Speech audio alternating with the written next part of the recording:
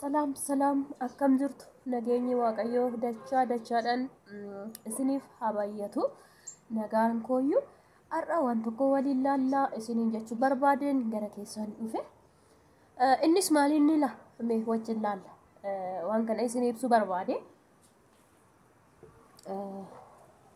inni maalidha mee isa kana akkamitti dhoofte jechuu dandeessu bifa kanaan baay'ee kan namatti tolu baay'een jaaladhe eenyu daabboo jechuudha danteelii daabboo askee akkamiin jedhee wajjin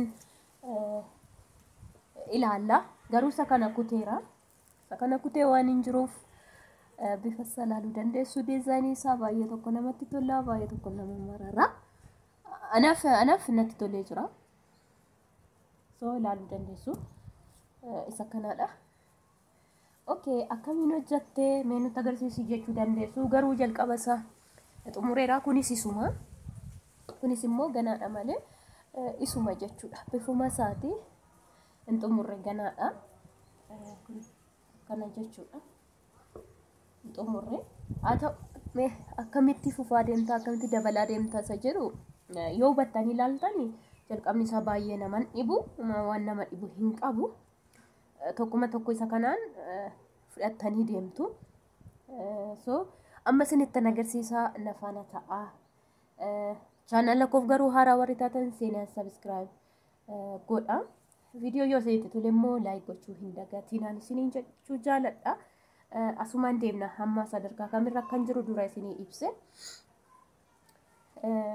kun fakkeenya akka rogarfee tureeyyuu karaa tokko isheen fudhadhe karaan hir'isummoo isa kana ture fixee jira amma garuu isa kana irratti immoo isa kanan buusaa jira jechuudha isaan tokko ishee kana irratti kana nan fixa anuma faana ta'a isinitti agarsiisa laayik gochaa garuu ijoolleedhaaf viidiyoo agarsiisa jechuudha amma dura isaan kana ishee kanan cufaa jechuudha amma lamma ishiin kun dhuma ishiirra waan taateef cufuun qaba na wajjin ta'a wajjiniin xumurraa wajjiniin ilaallaan isiniin jedha sheer walii gochuun ogummaa jiru waan beennu waliif hiruun gaariidhaan isiniin jechuu jaaladha kanaaf tokko lama sadii sansalata ishii hundumayyuu sadiin qabadhee deema asitti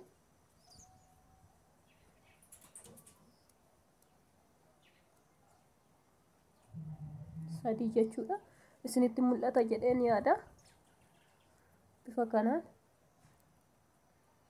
as keessaa jechuudha yoon daddafee isinitti mul'atu jedheen qassi jechaa jira akkasitti mul'atu sansalata ishii karaa kam dabalee hir'ise sadii uman fudhadha jechuudha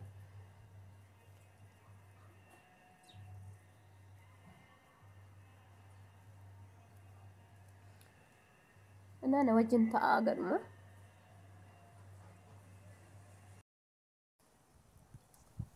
okay utaaluun naqabe baay'ee nantini jechaa jira natti ulfaataa jira haa ta'u ilaamma isinitti agarsiisee gara cufuuttan deemammoo isa tokko jedha sirriitti ximxim godhee dha'u sana jira jechuudha ammasii ija tokko fakkeenya akka rogarfeetti hojjetachaa jira isaan itti dhahaa jira gaha akkuma argaa jirtanii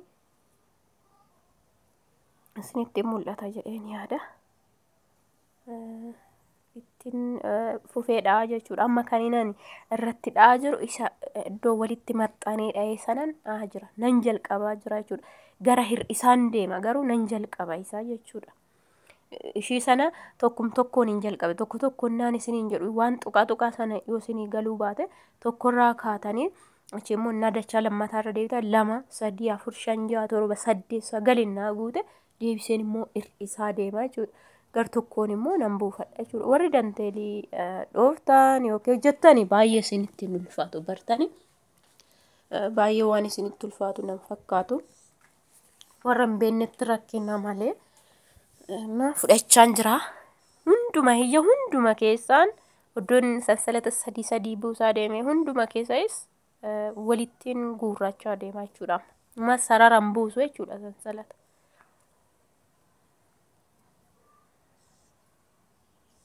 akkasittiin ittidha baay'ee isinitti mul'atu garuu kaameraan naaf hin mijanne ala taa'een gara galgalaatis waan ta'eef baay'ee mul'atu.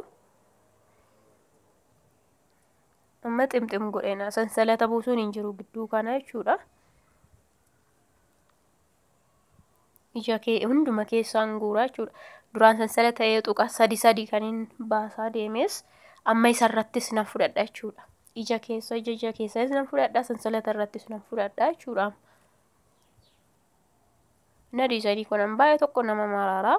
Yaa akkuma argaa jirtanii ana baay'ee tokkoon jaaladhe. Isinis itti fayyadamaa ogummaan immoo barbaachisaadha. Kamuu yoo beektan faayidaa mataa keessaniiti jechuudha.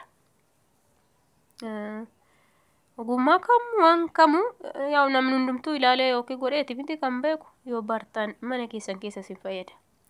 Fakkeenyaa namni tokko danteelii naadha jedhee nama naa kadhatu baay'ee na dinqa. Waan salphaadha.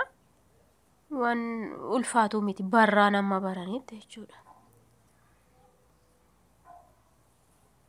Na baay'ees garuu isinitti mul'achaa hin jiru.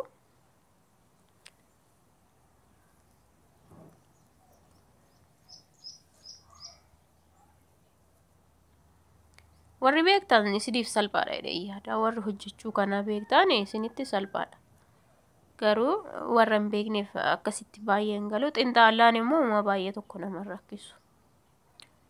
Uma baay'ee nama rakkisa jedhee yaaduun karaa kootiin jechuudha.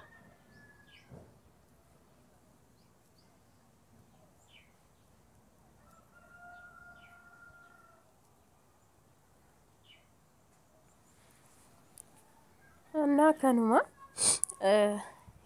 isinitti mul'ata. Mul'achuu garuu akkaataan fudhachaa jiru isinii galuu dhiisuu danda'a isa jedhuun yaada. Yeroo biraas immoo aaraa ganaa yeroo hin jalqabu waliin hin jalqabna. Rakkoo tokko yoo hin qabu waliin hin jalqabna. Isin garuu chaanala koo haaraa warri taatan seenaatii subscribe godha. Waan haaraa waan adda argachuuf yookiin immoo ogummaa qabnu walirraa share gochuudha. Ilaama aaraan buusa ishii tokko ishee sana immoo gidduu kanatti aaraan buusa jechuudha. Ximximmi isa jedhu sana argan buufadhe irratti dhaayee na fakkeenya addan ishii gonni kana ishii tokko isheen buufadha jechuudha.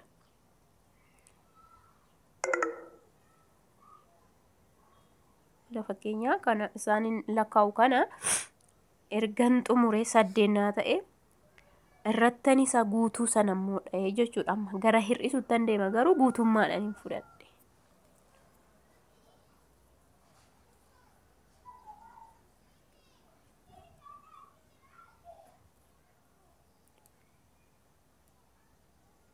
Maaliif tokkoon hir'ifnaa tokko hin fudhannaa tokkoon hir'ifnaa tokkoon fudhannaa miti akkasuma eenyu waan hojjennu tokko diizaayinii tuumuudha yoo deemne karaa tokkoon hir'ifnaa karaa tokkoon uumna yoo akkas goone malee bifa tokkoon hojjennu maayyuu nuun uumuusi nurkaa bada wanta tokko yeroo hojjennu diizaayinii tuumaa yoo deemne karaa tokkoon hir'ifna karaa tokkoon daballaa jechuudha. Kanaaf karaa ximxim godhee dha'aa jiru sana hir'isaan deema garuu ija hunduma keessaan fudhadhe gidduu sanaatti immoo kan biraan jalqabaa jira jechuudha. Ani sirriitti akka isinitti mul'atu barbaade garuu baay'ee isinitti mul'atu anaaf hin mijanne.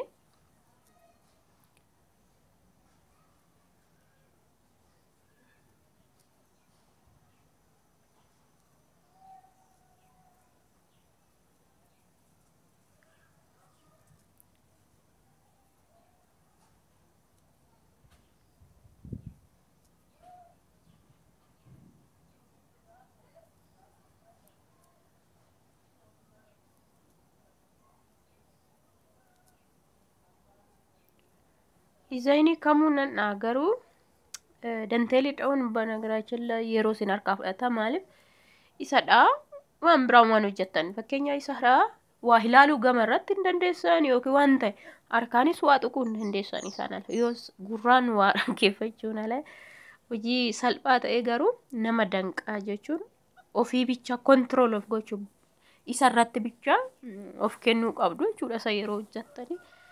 Fakkeenya otoo suuqii nama hojjetu ta'e amma namni dhufutti yeroo namni baay'ee hin jirre minaamin quba tokkotti marattanii ishii amma dhuftanitti yeroo namni dhufe moo ofirraa baas qubarraa ofirraa eenyu jettanii akkasii amma tokkoon dhuftu. Garuu namni hojii biraa qabu baay'ee hojjechuu hin danda'u. Yeroo firii taayimii manuma keessatti yeroo ta'e yoo qabaate malee jechuudha.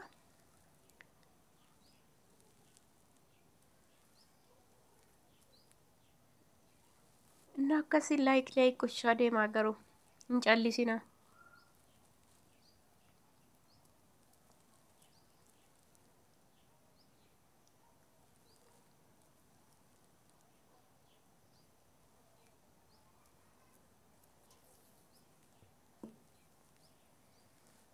Laala amma lamaan isaa hir'isaa jira jechuudha. Geen gidduu sanatti illee sarara eenyu sadii kan qabdu sana buusaan immoo jira. Elasa hir'isaan jira sarara kanarratti kunuunsa kanan hojjechaa jira jechuudha. Isaan jalqabaa jira. Isaa jechuudha kun. Ishiin kun immoo nan jalqabaa haaraa kan biraa kun akka kanaa jechuudha. Kan akka kanaan jalqabaa jechuudha. Jalqaba ishiirraa tokkumaarraa kaana.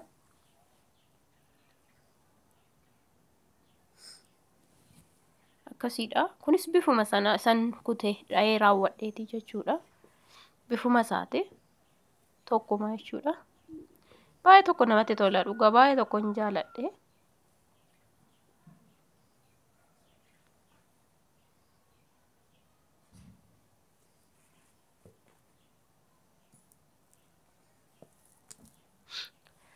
Salphaadhas immoo jechuun waa bu'aan baay'ee isin rakkisuma fakkeenya.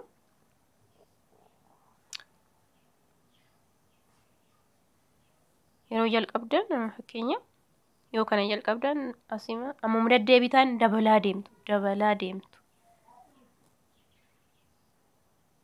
Fakkeenya 9 moo 10 deebisee hir'ise jechuudha. Amma ishii tokko ishee kurnan ishii buuseen tokkorraa ka'e deebisee moo nan hir'isa jechuudha. Duraan bal'isaan deeme amma immoo nan hir'isa jechuudha. Karaa lamaaniin. Ija lamaan hir'isaa deema yeroon hir'isu. Karaa garaa lamaaniin ija lamaan hir'isaa deema jechuudha.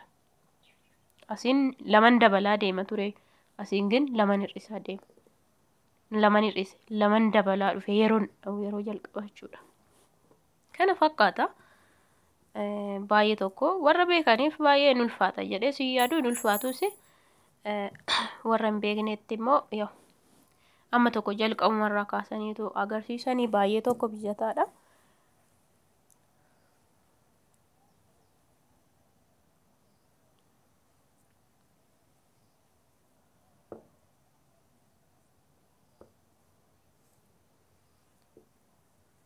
Na yaala hojii tokko itti yaala mataa keessaa faayidaa mataa keessaniitiif baay'ee isin fayyada wanti beektan wanti yaaltan jechuudha. Laayik gochuun dagattiina viidiyoo keenya nu jajjabeessaa hojii keenya irratti yaada iddoo kana dabalee hojjetan kirrii kana meeqaan akka bitamu yoo isitti bira 120 amma ishee kana tokkitti jechuudha. Sarara lamarraa fayyadame ila tubbaan guutuun saaqee ishii dandeelli kanarratti sarara lama fayyadame malee birrii 120 jechuudha kun. Babriddamaan bite garuu sanarratti sarara lama fayyadame. Kana hundaafuu laayik godha.